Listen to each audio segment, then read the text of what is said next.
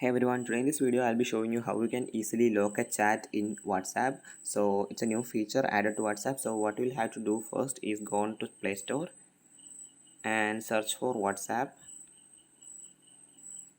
and you'll have to make sure that this option showing here is open and not update. If you haven't updated the WhatsApp, you will have to do it first. Once that's done, you will have to head back to your home screen and go on to WhatsApp, and now you will have to select the chat which you want to lock, and now you will have to click on here at the top where it shows the name of the person. I have to click on it. Once you're in here, if you scroll down, you can see an option right here called chat lock. You can click on it, and now you can see this option lock this chat with fingerprint. You have to turn on it, and now you'll have to place your fingerprint. I will place it. As you can see, it's now locked, and now you can click on view.